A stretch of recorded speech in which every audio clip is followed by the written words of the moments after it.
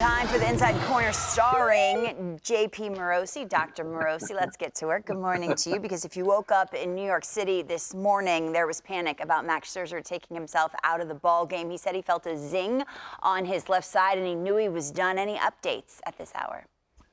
Lauren, good morning. We should know more about Max Scherzer by the end of today. He is due to have some imaging on that left side in which he felt some discomfort last night. And certainly from having watched Max pitch for many years, he is a pitcher who really understands his body very, very well. And he knew that at that point in time to continue would have risked serious injury. And he believes, and he said to reporters yesterday after the game was over, that he believes that by exiting when he did, and he did so right away after that pitch to Albert Pujols, that he hopefully avoided serious injury. Again, the Mets will know more as the day goes along, but you see the rotation options there on the left side of your screen.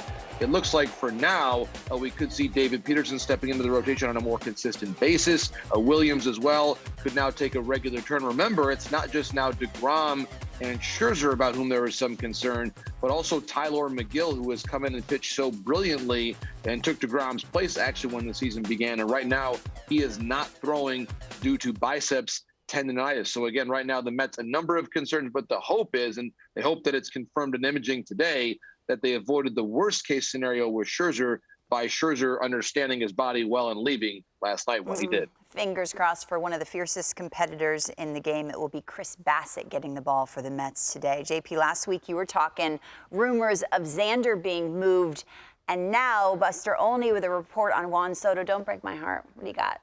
Well, Lauren, it's at least a possibility. I think Buster raised it, and I think had some very good context around it, because it's not as though it's a report that it's being discussed right now or imminent, but that executives around the game believe it's a possibility as we move toward the slightly later than usual August 2nd trade deadline. And I think the rationale that Buster was putting forward has to do with the Nationals look like sellers again.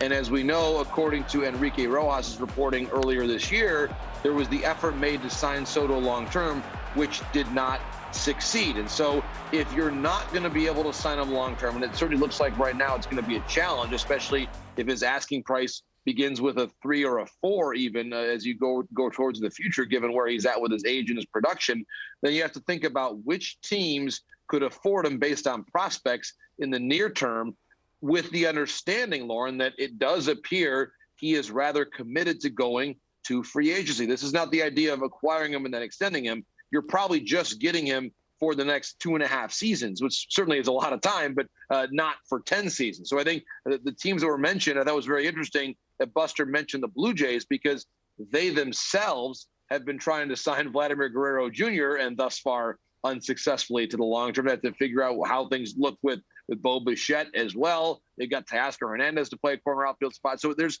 a lot of variables there. The other team that Buster mentioned prominently was San Diego. And again, they've already signed Tatis long-term. They've signed Machado long-term.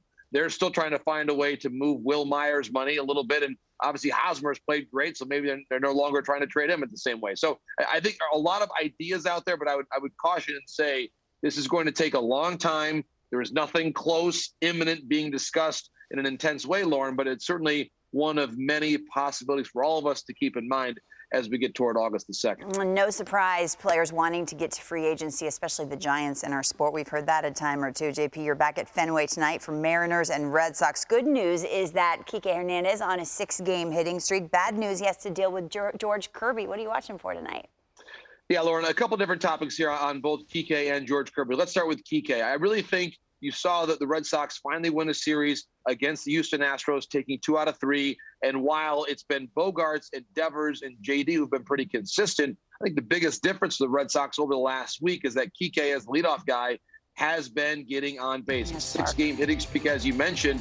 And when he is on base as the catalyst, this is a different Red Sox team. You see what their record has been during that time as well, the last 6 games. Again, that was coinciding with them winning a series in Texas, winning a series against the Astros. So good news there. Now, on the Seattle side, I love their youth and their prospects. You mentioned George Kirby. What a fun story for him. The great native of Rye, New York, who grew up, according to the New York Post, as a Yankees fan. So how about this? The Yankees fan as a kid who pitched at Elon University now comes back to the Northeast, pitching against the rival of his favorite boyhood team. So a fun storyline there. The great thing about him is he is always, Lauren, in the strike zone. Very rarely walks a batter. And when you look at a young pitcher coming into the major leagues, the question is always, are they in the strike zone? The answer with Kirby is most definitively yes. You see it there, just one walk in 10 innings thus far in his major league career. Now, Julio Rodriguez. Certainly, I think the story for the Mariners coming in this season was, could they trust Rodriguez and Kelenic to play prominent roles on a team that had serious dreams of the postseason? Of course, Kelenic is already back down in the minor leagues, but Rodriguez, importantly, has started, Lauren, in center field every game this year for Seattle but one. Dependability for him, he's been there every single day. The offensive production has picked up, and a dynamic player on the bases, Lauren. He leads all players in the major leagues with 11 stolen bases. And they have a nucleus in Seattle that is coming. JP Morosi on the inside corner. Exciting times Thanks, Lauren. in the Pacific Northwest. Enjoy the game.